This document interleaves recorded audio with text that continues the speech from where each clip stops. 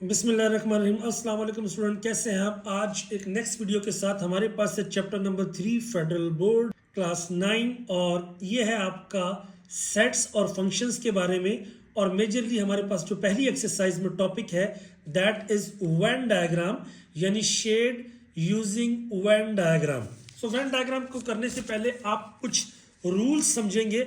अगर आप ये रूल्स समझ गए तो इसके बाद आपके लिए बहुत इजी होने वाली है पूरी एक्सरसाइज। Let's start.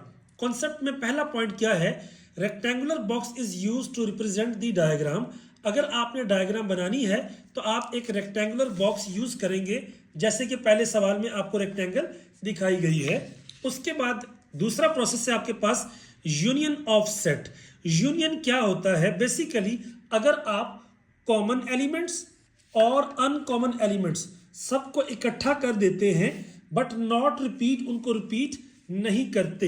देखिए ए में है 1 2 3, बी में है 2 4 6, दोनों में 2 आपका कॉमन है तो आप क्या करेंगे, 2 जो कॉमन है उसको भी लिखेंगे और अनकॉमन क्या है 1 3 एंड 4 6। मेरे पास क्या आ गया 1 2 3 4 6 और मैंने रिपीट नहीं किया, that is called union. State you के साथ इसको शो किया जाता है। उसके बाद क्या, इंटरसेक्शन। इंटरसेक्शन को उल्टे यू से शो करते हैं और हम लेते हैं सिर्फ और सिर्फ कॉमन। अगर इस एग्जांपल की बात करें तो दोनों के अंदर जो चीज कॉमन आ रही है दैट इज 2, तो ये मेरे पास क्या आ गया, इंटरसेक्शन। अब देखिए जो सबसे इंपॉर्टेंट पार्ट पूरी एक्सरसाइज का, अगर बात करेंगे यूनियन की, ए यूनियन बी, हमने क्या शेड करना बेटा, we shade both set completely. यानी ये मेरे पास मान लीजिए ए है, ये मेरे पास बी है, तो ए को भी पूरी लाइनें लगा के शो कर देना है और बी को भी पूरी लाइनें लगा के शो कर देना है, that is called A union B. और बड़ी इंपॉर्टेंट बात, अगर हम इंटरसेक्शन की बात करते हैं, इंटरसेक्शन में वी टेक ओनली कॉमन। तो कॉमन के अंदर क्या होता है, देखिए ये मेरे पास ए है, ये बी है, तो ये जो एरिया है ये वाला, ये दोनों में शेड है। तो जो शेड एरिया होता है वो सिर्फ और सिर्फ इंटरसेक्शन में आता है। सो यूनियन में सारे के सारे और इंटरसेक्शन में सिर्फ कॉमन। अब जाते हैं जो डिसजॉइंट सेट। अब डिसजॉइंट सेट क्या होते हैं, जिनके अंदर कोई चीज कॉमन नहीं होती, नथिंग इज कॉमन। सो ए है 1 2 3, बी है 4 5 6। तो आप बताने के लिए कि हम जो भी वेन डायग्राम है, पहले आपका आता है रेक्टेंगुलर बॉक्स और बॉक्स के अंदर जो सेट हैं वो छोटे छोटे सर्कल से शो करते हैं। अब देखिए अगर दो चीजें डिसजॉइंट होगी, कोई कॉमन नहीं होगा, ए अलग आएगा बी अलग आएगा। एंड लास्ट बात बड़ी इंपॉर्टेंट, सबसेट। सबसेट क्या होता है बेटा, अगर एक सेट के सारे मेंबर दूसरे सेट में मौजूद हो, देखिए ए क्या मेरे पास 1 2 और बी क्या है 1 2 3 4 5। अब ए के ये जो दो मेंबर हैं ये बी के अंदर मौजूद हैं, तो ए क्या होगा, हम यू इस तरह लिखेंगे सबसेट ऑफ बी, और जब इसको बनाएंगे तो बड़ा बनाएंगे बी और ए को उसके अंदर बना देंगे, दैट इज सबसेट कॉन्सेप्ट। सो चार चीजें हैं, यूनियन में सारे कलर हो जाएंगे, इंटरसेक्शन में सिर्फ कॉमन रीजन, डिसजॉइंट में दोनों अलग अलग, और सबसेट में वो सेट उसके अंदर आ जाएगा। अब जो काम ये हमने करना है, हमने उसको साथ में मेंशन करना है। Let's start. मेरे पास एक्सरसाइज है 3.1। अब आपको 3.1 में 4 शेप्स दी गई है। मैंने क्या किया है बारी बारी, ये पार्ट 1 है, ये पार्ट 2 है। अब 4 क्वेश्चन है, चारों क्वेश्चन को हर शेप को 4 बार करना है। यानी मैं पहली शेप बनाई 1 2 3 एंड 4 टाइम, एंड 4 क्वेश्चन थे, उनको अब मैं डील करूंगा 1 बाय 1। बड़े गौर से समझिएगा। देखिए कहता है A union B intersection C. पहली बात मेरे पास, हम सॉल्व करते हैं ब्रैकेट बी इंटरसेक्शन सी। अब इसको मैं क्या करता हूं, अब देखिए अगर ये मेरे पास बी है, ये मेरे पास सी है, बी और सी में कॉमन क्या है, ये वाला रीजन बी और सी में कॉमन है, तो मैं लिख दूंगा जी मेरा ऐसा रीजन जिसमें रेड लाइंस आती हैं, ये क्या है मेरा बी इंटरसेक्शन सी। अगली बात है ए यूनियन। अब यूनियन का मतलब क्या होता है, सारे का सारा कलर्ड, यानी जो ये आंसर आया उसके साथ ए को सारा कलर कर दो। अगर मैं ए की बात करूं, मेरे पास ए ये है, तो ए को मैंने लगा दिया ब्लू लाइंस के साथ।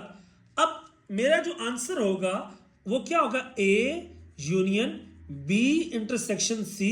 इसका मतलब होगा कि आपको शेप के अंदर वो एरिया जो कि ब्लू लाइन के साथ बनाया गया है और वो एरिया जो कि रेड लाइन के साथ बनाया गया है, दैट इज माय आंसर। इस तरह से हम शो करेंगे। आगे चलते हैं। नेक्स्ट पार्ट जो है ना, ए यूनियन बी, मैं इसको रेफर कर रहा हूं, ए यूनियन बी। तो ए यूनियन बी को मैंने यहां पे ये पूरा सर्कल कर दिया। मैं लिख देता हूं जी, ए यूनियन बी में क्या है, ये आपकी रेड लाइंस। अब उसके साथ मेरे पास है यूनियन सी, यानी इसके आंसर के साथ आपने क्या करना है, ए यूनियन बी, उसके आंसर के साथ आपका सी, यानी सी का भी सारा एरिया कलर कर देना है। तो यू कैन से, मैं करता हूं ऐसे। सो मेरा आंसर जो आएगा दैट वुड बी एक ऐसा रीजन जिसमें आपकी रेड लाइन भी है और जिसमें आपकी ब्लू लाइंस भी मौजूद हैं। So this is my answer. तीसरी बात, आगे हम चलते हैं। तो नेक्स्ट इज, अगर मैं इस पार्ट की बात करता हूं, अब मैं यहां पे इसको शिफ्ट कर रहा हूं। Basically my question is A intersection B union C. थोड़ी सी अरेंजमेंट चेंज हुई है। अब दूसरा जो पार्ट था इसका वो मैं यहां पे सॉल्व कर रहा हूं। बी यूनियन सी मतलब बी ये वाला और सी, ये आपका सी है सर्कल वाला, तो सी ये वाला। तो बेसिकली मेरे पास क्या आ गया, बी यूनियन सी की अगर बात करूं तो सारा रेड लाइन, ठीक है। अब उसके बाद कहता है ए इंटरसेक्शन। अब ए का कॉमन देखिए, ए का ये एरिया तो उसके साथ कॉमन नहीं है, तो कॉमन आ रहा है सिर्फ ये वाला एरिया। इस कलरफुल एरिया के साथ ये जो एरिया आया है दैट इज कॉमन। सो मेरा आंसर क्या होगा, ओनली दिस एरिया, यानी A intersection B union C is आपका वो एरिया जो कि ब्लू में कलर्ड है, that is my answer. That's it. अब लास्ट में चलते हैं। अगर हम बात करें बी इंटरसेक्शन सी, देखिए पहले मैं बात करूंगा बी और सी का इंटरसेक्शन। याद रखें बी और सी में ये चीज कॉमन है। मैं लिख देता हूं जी, कौन सी, ब्लू लाइंस। अब ये जो आंसर आया है इसके साथ ए का, अब ए ये है, ए ये है, इसका इस एरिया के साथ कोई ताल्लुक नहीं है, तो आप लिखेंगे A intersection B intersection is no colour, यानी इसके अंदर कोई भी कलर आपका नहीं आएगा इसके आंसर में। Moving towards the part number 2। अब यहां पे देखिए शेप चेंज हुई है, क्वेश्चंस आर सेम। यहां पे इसका मतलब क्या है कि बी और सी में कुछ चीजें कॉमन है। ए क्या है, सबसेट है, यानी एक सारे का सारा सी में मौजूद है। अब हम बात करते हैं पहले ब्रैकेट की, बी इंटरसेक्शन सी की अगर बात करें तो मेरे पास क्या होता है, बी इंटरसेक्शन सी के अंदर अगर मैं बात करूं कॉमन, बी और सी में कॉमन ये रीजन है, ये क्या है बी में कॉमन। अब इसका ए के साथ यूनियन, याद रखिए जब आप यूनियन की बात करते हैं तो यूनियन में क्या होता है, ये वाला बी और ए सारे का सारा बी। तो मेरा आंसर क्या आ जाएगा, A union B intersection C के अंदर आपके दो रीजन आ रहे हैं, एक जिसमें आपका ब्लू कलर की लाइन है, दूसरा जिसमें आपकी रेड कलर की लाइंस है। Moving towards the part number 2। अगर हम इसकी बात करें तो पहले क्या कहता है, बी यूनियन सी। अब बी यूनियन सी की अगर बात करें, देखिए बी क्या है मेरे पास, ये पूरा बी पूरे का पूरा मैंने क्या किया, ब्लू से कलर कर दिया, एंड सी भी पूरे का पूरा मैंने कलर कर दिया। तो याद रखिए मेरे पास रीजन कौन सा आ गया, ब्लू लाइंस वाला। अब ए का इंटरसेक्शन यानी इन ब्लू लाइन के साथ ए का कॉमन, याद रखिए सिर्फ ए का ये वाला जो ए खुद कॉमन है, ए का कॉमन एरिया सिर्फ ये वाला है। So basically A intersection B union C में कौन सा रीजन आएगा, जो कि हमारा रेड कलर के साथ फिल्ड किया गया है, क्योंकि common mean only common between the two sets. अब अगर हम आगे बात करते हैं ये वाला, एक मैं टिप देता हूं आपको, टिप इफ अगर तीनों सेट्स में यू है ना, आपने पूरे के पूरे सर्कल फिल कर देने, that's it. A union B, A B, अब यूनियन सी, अब इन सारे के साथ सी का आंसर लो जी ये सारा भी हो गया। तो हमारे पास क्या आ गया, ए यूनियन बी। अगर बात करें तो ये मेरे पास था आपका red lines, and A union B union C, वही बात रेड और ब्लू पूरे के पूरे जो रीजन्स हैं, यानी रेड वाले भी और ब्लू वाले भी, that is the answer. Now the last one is, अगर हम बात करें बी और सी का कॉमन, याद रखिए ये बी है ये सी है, इनका कॉमन तो आ गया ये वाला। अब इस ब्रैकेट के साथ ए का कॉमन, ए अलग है ये अलग है, कोई चीज कॉमन नहीं, आप लिखेंगे no shade. So the answer is no shade.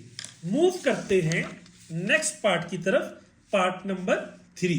पहला पार्ट, अब देखिए ये तीनों जो सेट है ओवरलैपिंग है, यानी इनमें कुछ ना कुछ चीज कॉमन है। अब बड़े गौर से समझना है, पहला है bracket B intersection C. B और सी में कॉमन क्या है, देखें ये बी है ये सी है, ये सी का बॉर्डर है।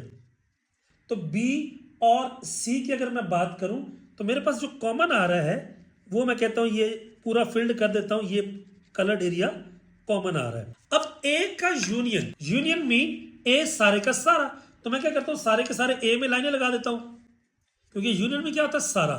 सो that colour area and this, so मैं कहूंगा कि बी इंटरसेक्शन सी में मेरा रीजन आया है जो सारा रेड कलर है, and A union B intersection C में मेरे पास आया है कौन सा रीजन, एक वो रीजन जिसमें ब्लू लाइंस हैं, एंड दूसरा वो रीजन जो कि कलर्ड से फिल्ड है।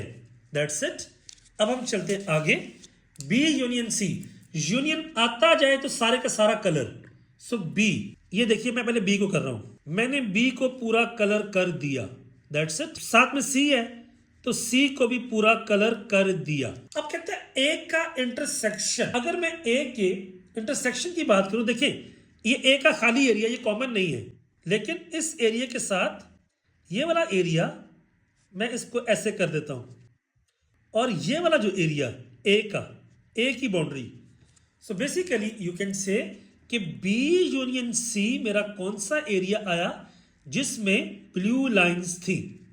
अब A intersection B union C कौन सा एरिया आया जिसमें ब्लू लाइंस तो आपकी है आपकी, और ब्लू लाइंस के बाद उनके ऊपर रेड की वर्टिकल लाइन है ये वाली। सो बेसिकली इस तरह का जो एरिया हमारे पास आया है, दैट इज द आंसर। अब अगर हम बात करते हैं A intersection B union C हमारे पास हो गया, देन अब तीसरा इंटरेस्टिंग, मैंने क्या बोला, सारे यूनियन सारा colour, all union all colour. पहले क्या, ए यूनियन बी, ए सारे का सारा, बी सारे का सारा, नाउ यूनियन सी, अब सी सारे का सारा। तो मेरे पास क्या आ गया जी, ए यूनियन बी, इसके अंदर आपका red lines, A union B bracket union C. अब हमारा आंसर कौन सा एरिया है जिसमें रेड लाइन भी है और ब्लू लाइन वाला जो सारा एरिया है, दैट इज आ आंसर। अब लास्ट चलते हैं बी इंटरसेक्शन सी, यानी बी और सी में जो कॉमन है। अगर आप बात करें बी और सी के कॉमन की, तो याद रखिए ये वाला एरिया, ये वाला बी और सी में कॉमन है, मैं कह देता हूं ये वाला एरिया कॉमन है जी। अब ए का, A intersection B intersection C, A का इस कलर एरिया के साथ, देखिए ए का बॉर्डर क्या है, ए का बॉर्डर ये है, इस बॉर्डर के साथ जो कलर्ड है सिर्फ ये वाला पोर्शन है। तो मैं क्या करता हूं, इसमें ऊपर से ब्लू लाइंस गुजार देता हूं, तो मैं कहता हूं कि वो एरिया जिसमें रेड लाइंस तो हैं पर ऊपर से ब्लू लाइंस आके ये बॉक्सेस बन रहे हैं, that is my answer. Now move towards the last question. I hope you are getting my concept. अब ये क्या है, ए और बी कुछ कॉमन है, सी आपका डिसजॉइंट है। इंटरेस्टिंग क्वेश्चन है, इसको गौर से देखते हैं। कहता है बी इंटरसेक्शन सी, बी और सी के इंटरसेक्शन की बात करिए, बी है ये सी है।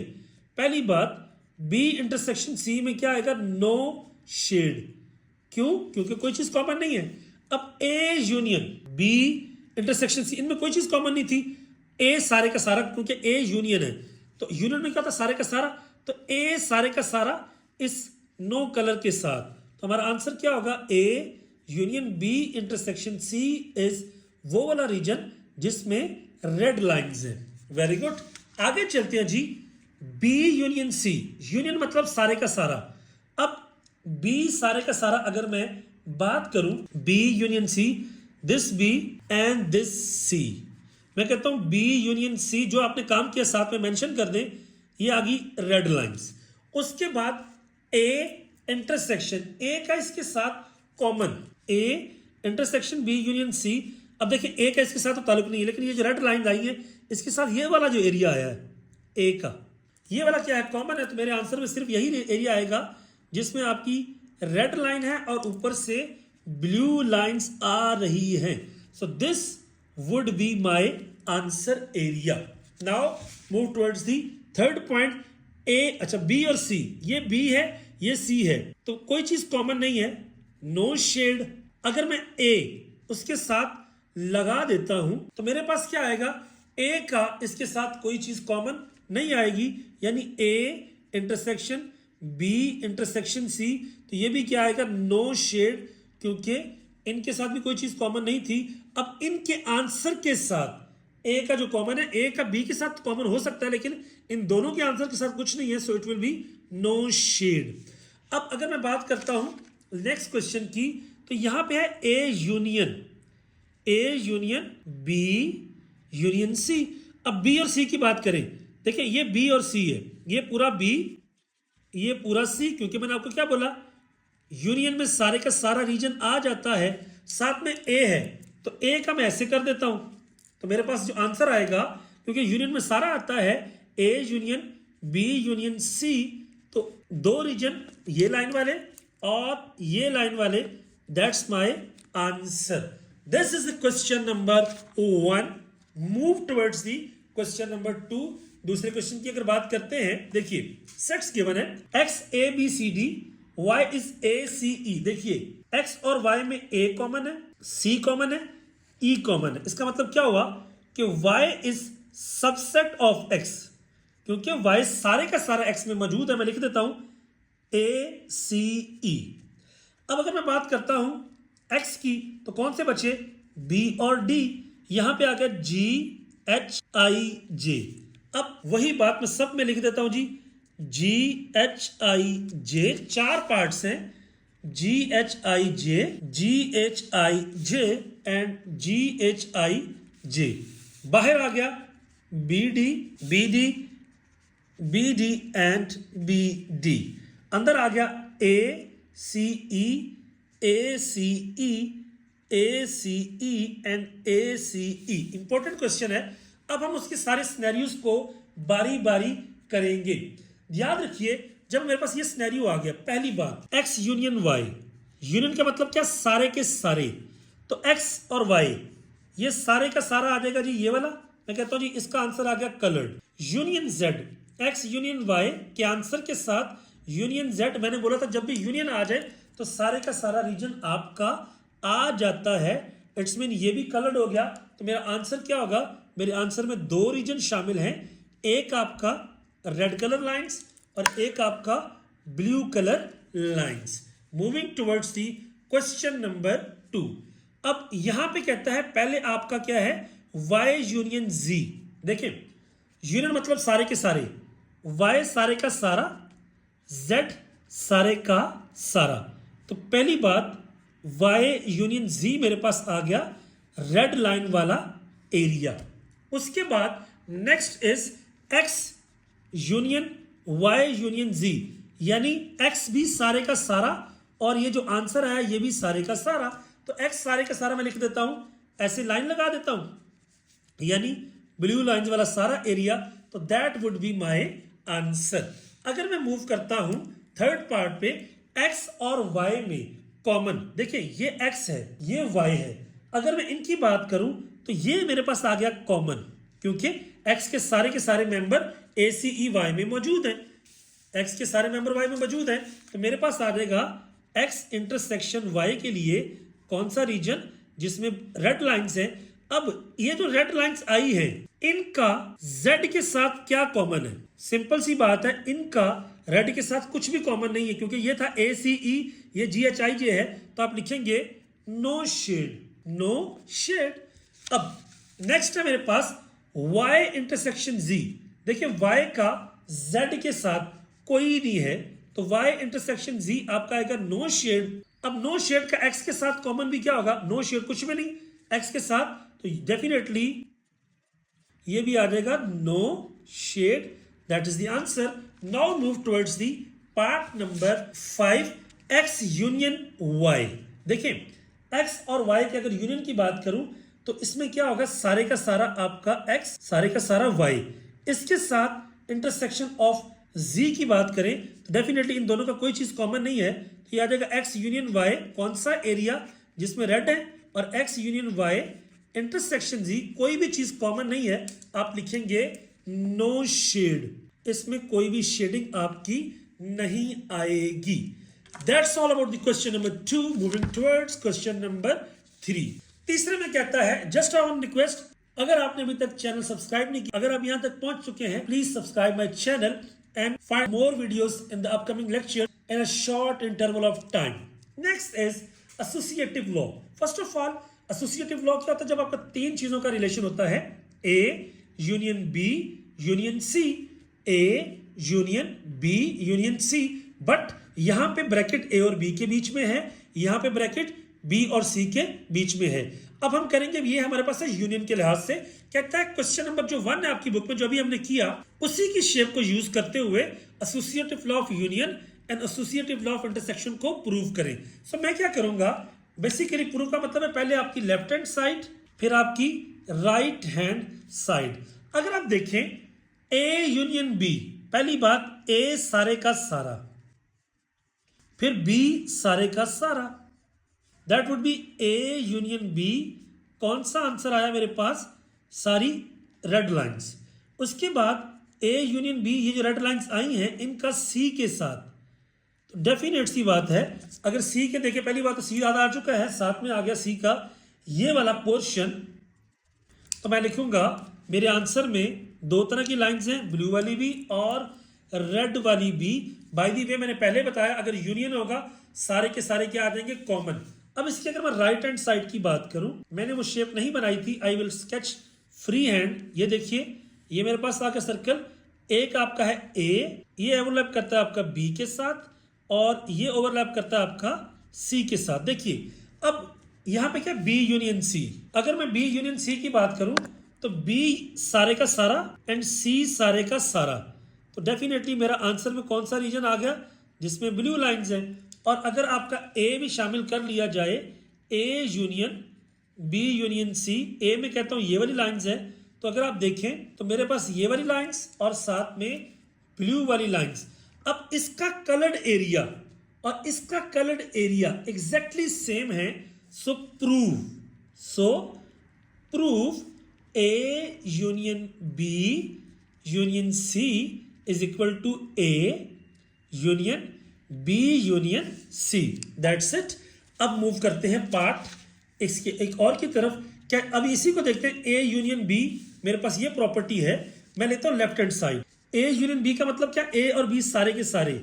लो जी, ये ए है और ये साथ में बी है, मैं कहता हूं ए यूनियन बी। कौन सा एरिया? जिसमें आपकी ये रेड लाइंस है। अब यूनियन सी, अब सी भी सारे का सारा ऐड कर लीजिए, तो मेरे पास ये आ गया, मेरे पास आ जाएगा जी A union B union C, यानी ये रेड सारे का सारा और उसके साथ ब्लू वाला। अब मैं क्या करता हूं, मैं इसी को फ्री हैंड स्केच करता हूं यहां पे दूसरी साइड के लिए, तो ये आ जाएगा ए, इसके साथ ओवरलैप करता है बी, ए और बी, यहां पे आ जाएगा सी। अब कहता है राइट हैंड साइड में क्या कहता है, पहले आप लेंगे बी यूनियन सी, फिर आप लेंगे यूनियन ए के साथ। अब बी, मैं क्या करता हूं, बी को पूरा कलर किया एंड सी को पूरा कलर किया। अब कहता है ए, यानी बी यूनियन सी, कौन सा एरिया आया? जिसमें आपका ब्लू लाइंस थी। अब ए भी साथ में ऐड करना ये वाला, तो ए सारे का सारा ये आ गया, तो A union B union C में क्या आ गया? आपकी ब्लू लाइंस भी और साथ में आपकी ये वाली लाइंस बी आ गई। तो अगर देखें ये सारे फील्ड हैं, ये सारे फील्ड हैं, तो आंसर इज ऑल राइट।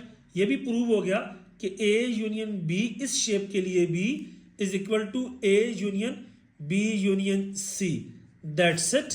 अब मूव करते हैं इसी का एसोसिएटिव लॉ ऑफ इंटरसेक्शन। देखिए अगर हम इसकी बात करते हैं तो इसके अंदर क्या देखेंगे हम, कॉमन। अब अगर हम कॉमन की बात करें तो मेरे पास देखिए ए और बी में कॉमन क्या है, ये ए है, ये बी है। पहली बात, A intersection B no shade. क्यों? ए और बी में ये ए है और ये बी है, इस पूरे एरिया में कोई चीज कॉमन नहीं है। अब इसके साथ क्योंकि कोई कॉमन नहीं है तो A intersection B intersection C की अगर बात करें तो अब इस कोई कॉमन नहीं था, सी के साथ इसका क्या होगा, कोई कॉमन नहीं होगा। क्यों? क्योंकि ये बिल्कुल एम्प्टी था, तो ये भी आ जाएगा नो शेड। अब मैं नई शेप नहीं बनाता तो लेफ्ट हैंड साइड आ गई। अब मैं कहता हूं राइट हैंड साइड। अगर मैं राइट हैंड साइड पे जाऊंगा तो यहां पे मेरे पास मौजूद है कि बी और सी, ये बी और ये सी है। मैं कहता हूं बी इंटरसेक्शन सी के लिए मेरे पास आ गया रेड लाइन। अब रेड लाइनों का यानी A intersection B intersection C, इन रेड लाइनों का इस ए के साथ क्या है, कोई भी कॉमन नहीं है। अगेन आंसर क्या आएगा, नो शेड। सो प्रूव हो गया मेरे पास कि A intersection B intersection C is equal to A intersection B intersection C. ये प्रॉपर्टी प्रूव हो गई। हम मूव करते हैं यहां पे। मैं कहता हूं पहले ए इंटरसेक्शन बी की अगर बात करूं इंटरसेक्शन सी के लिहाज से, तो ए इंटरसेक्शन बी, ए और बी में इस शेप में कॉमन क्या है, ए और बी में कोई चीज कॉमन नहीं है। जब कोई चीज कॉमन नहीं है तो डेफिनेट सी बात है कि ये ए है ये बी है, तो आएगा नो शेड। अब ए इंटरसेक्शन बी जो नो शेड था उसके साथ सी का क्या कॉमन है, अगेन इन दोनों का कुछ कॉमन नहीं था, तो ये आ जाएगा नो शेड। ये मेरे पास आगे लेफ्ट हैंड साइड। राइट में अगर मैं जाता हूं तो मेरे पास आएगा जी A intersection B intersection C. B और सी में कॉमन देखें ये वाला एरिया है। मैं लिख देता हूं जी बी इंटरसेक्शन सी में ये वाला एरिया है जिसमें ये वाली लाइंस है। अब A intersection B intersection C, ये वाले कॉमन एरिया के साथ ए का, देखिए ये ए है, ए की बाउंड्री है, इसका इसके साथ बाय द वे कोई लिंक नहीं है, तो क्या आएगा, नो शेड।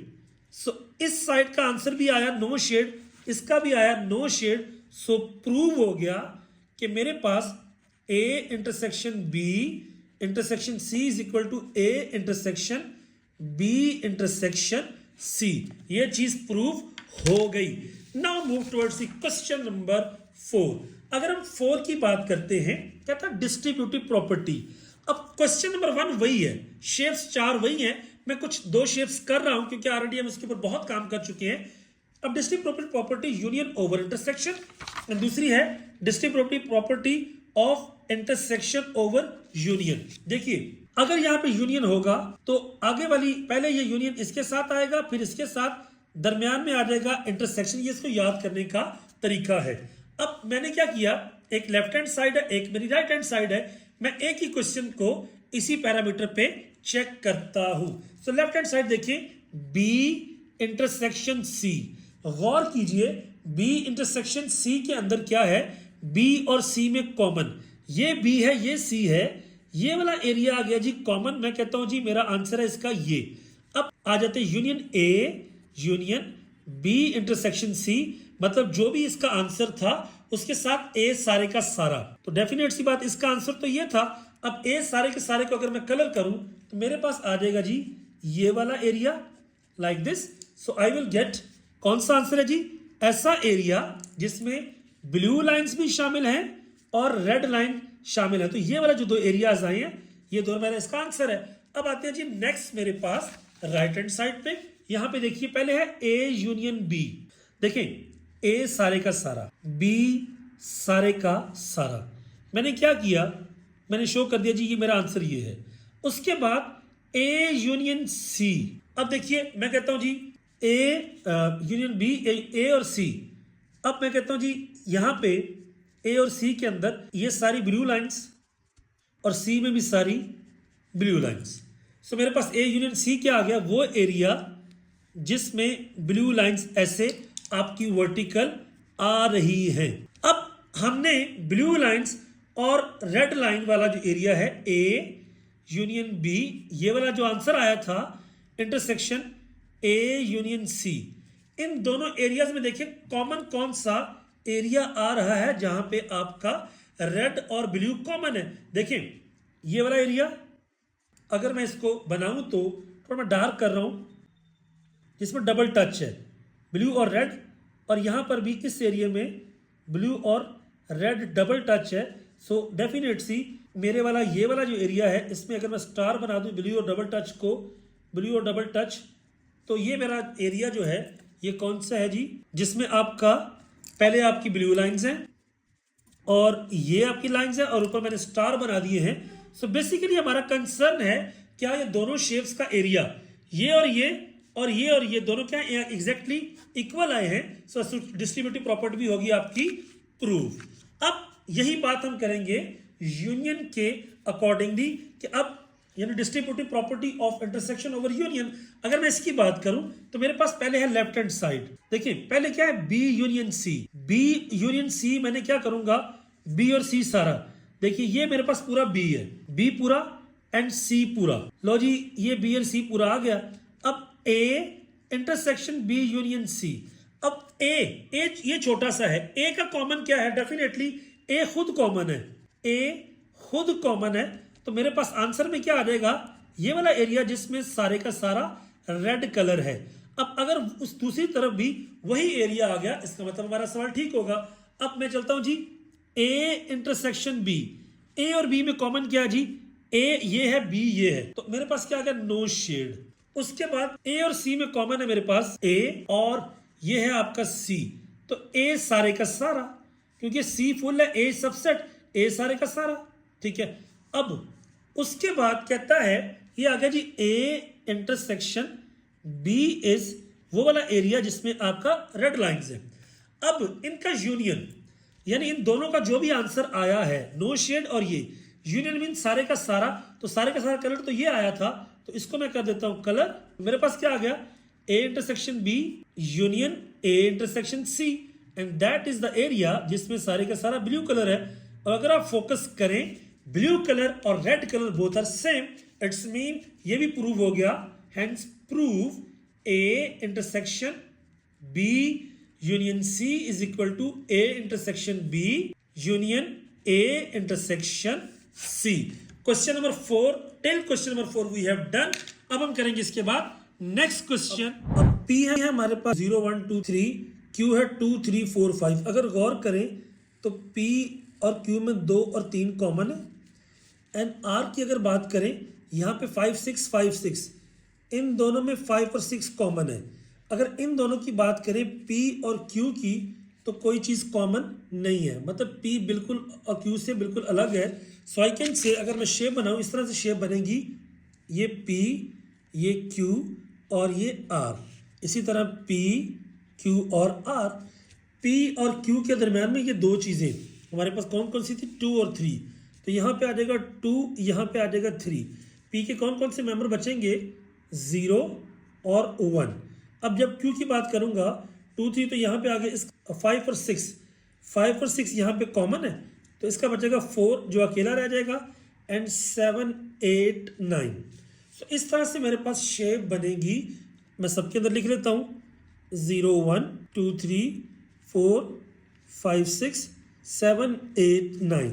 इसी तरह अगर मैं यहाँ पे बात करूँ तो अगेन इस पार्ट में भी ऐसा ही होगा P Q R P Q R।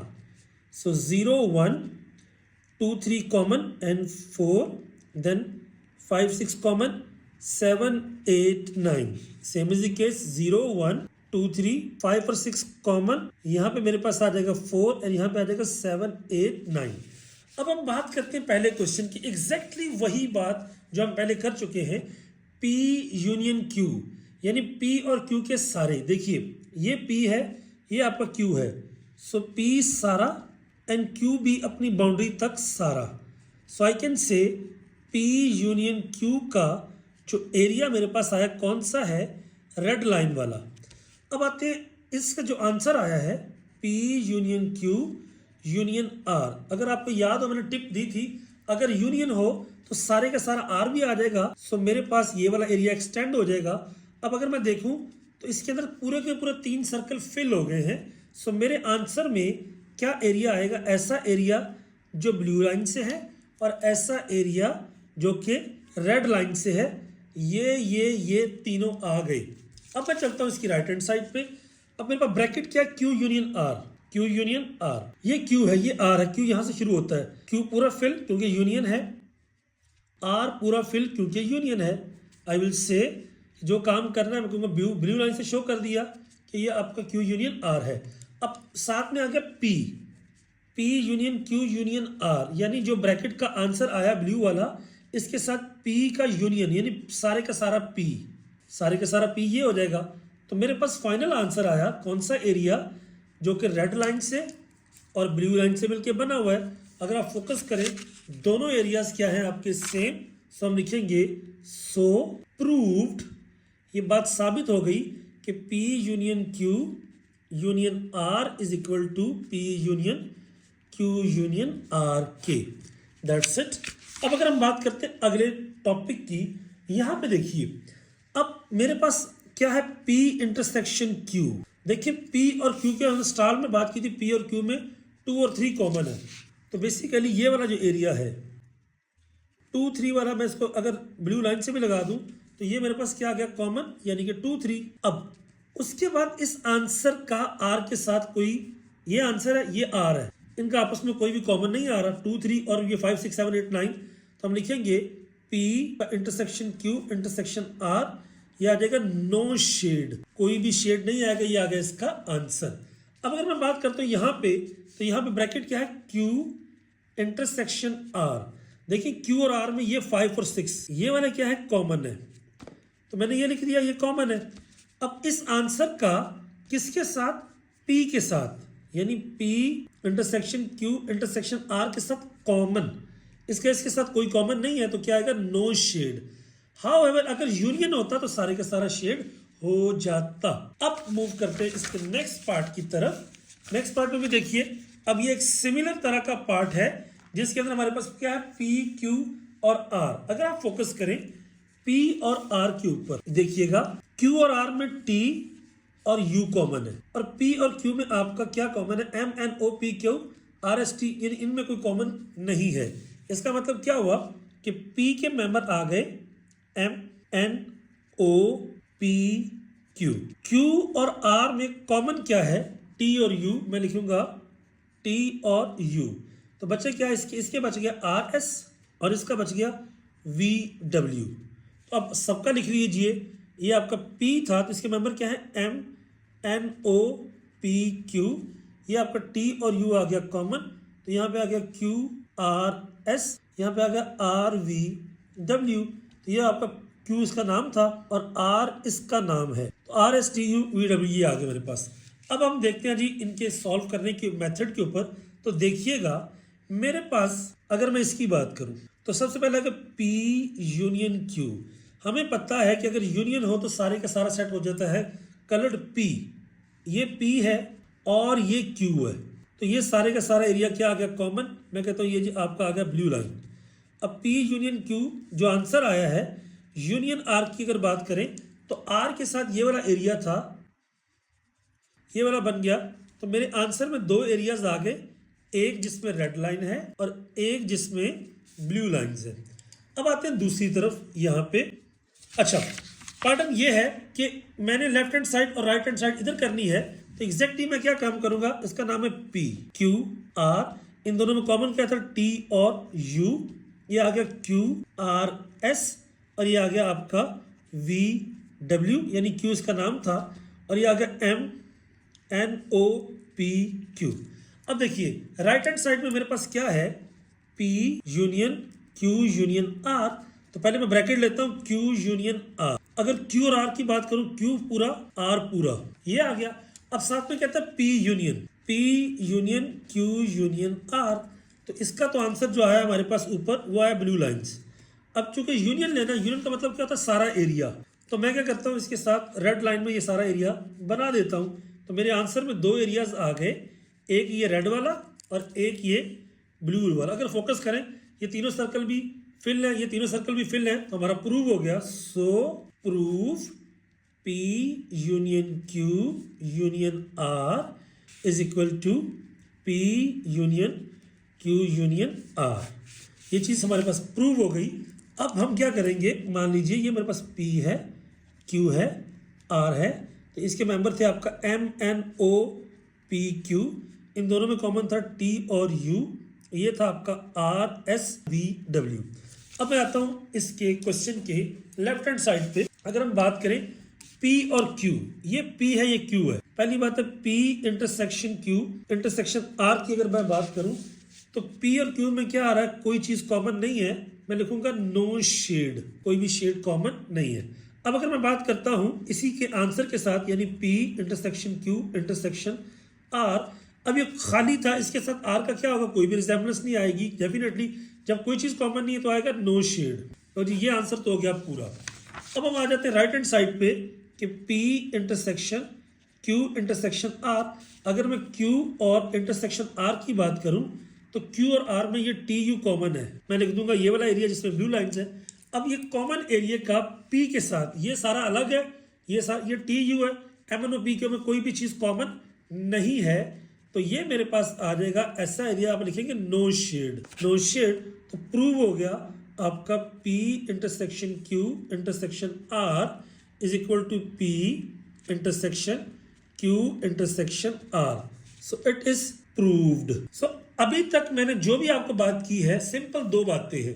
अगर कॉमन है तो दो एरिया का शेड रीजन, और अगर यूनियन है तो सारे का सारा आपका आ जाएगा। Moving towards our second last question. अब यहां पे देखिए ये क्या, -1 -2 -3, और ये क्या है -1 -2 -3। इसी तरह ये क्या 0 1 2 3 प्लस का 0 1 2 3 प्लस का, इसका मतलब इसके सारे मेंबर भी इसमें हैं, इसके सारे मेंबर भी इसमें है। You can say x subset है z का एंड y सबसेट है z का। तो आप इस तरह से बनाएंगे, एक बड़ा सेट बना लिया मैंने, इसका नाम रख दिया मैंने z। अगर मैं इसमें बनाऊं y तो यह आएगा 0 1 2 3। अगर मैं बनाऊं x -1 -2 -3, अब ये इसका नाम है आपका x, इसका नाम है आपका y। अब लेफ्ट हैंड साइड पे अगर गौर करते हैं, देखिए मेरे पास सवाल क्या है, सवाल ये है जी x union y intersection z। चलिए मैं एक काम करता हूं यहां पे कि y इंटरसेक्शन अगर z लेता हूं मैनुअली, y और z में कॉमन क्या है, y और z में y का y पूरा 0 1 2 3, उसके बाद x union y intersection z, तो ये सारे और ये अगर x के नेगेटिव वाले डाल दें तो 0 ±1 ±2 ±3। अब यहाँ पे देखिए अगर हम बात करें तो ये सारे का सारा z आ गया आंसर, ये मैनुअल मैंने किया। अब पहले y इंटरसेक्शन z, देखिए ये y है, y के सारे मेंबर इसमें हैं, तो y पूरे का पूरा क्या आ गया आपका कलर्ड। अब अगर मैं बात करूं x union y intersection z की बात करें तो x सारे का सारा, अगर x सारे का सारा इसमें आ जाएगा ये वाला, तो z का तो कोई मेंबर भी ना बचा, क्योंकि ये नेगेटिव ये पॉजिटिव, तो हम कर देंगे कि z आपका सारे का सारा हमारे पास क्या है कलर्ड रीजन। पहले आपका था ब्लू वाले और साथ में रेड वाले, और चूंकि सारा एरिया आ गया तो ये मेरा क्या है उसका आंसर। अब हम बात करेंगे, ये मेरे पास आ गई लेफ्ट हैंड साइड, ये जनाब यानी था मेरे पास आपका z, ये था मेरे पास आपका x, क्या था y 0 1 2 3, ये था आपका x, और ये क्या था -1 -2 -3, ये था आपका x। अब देखिए अगर दूसरी साइड लेता हूं मैं x यूनियन y, इसका मतलब x पूरे का पूरा और y पूरे का पूरा, तो मेरे पास ये आ गया ब्लू लाइन वाला एरिया, ठीक हो गया। अब मैं लेता हूं x union z। x union z की बात करें तो इसका मतलब है कि x ये है, z पूरा सर्कल है, तो यू कैन से ये आ गया पूरा सर्कल। अब उसके बाद अगर हम बात करते हैं तो ये आ जाएगा x union y and intersection x union z। अब इन दोनों एरियाज के अंदर, चूंकि ये वाले पूरे एरियाज आ रहे थे तो पूरे का पूरा z आपका इसके अंदर शामिल हो गया, तो ये वाला जो एरिया आंसर में आया that is basically this one. तो बेसिकली ये पूरा एरिया और ये पूरा एरिया कवर्ड है। मैनुअल आंसर इसका ये है। अगर मैं इसके मैनुअल की बात करी, x यूनियन y की अगर मैं बात करूं, मैनुअल अगर मैं करता हूं x यूनियन y की, तो ये आ जाता है 0 +-1 +-2 +-3, और x यूनियन z की बात करूं तो मेरे पास आ जाता है -1 -2 -3।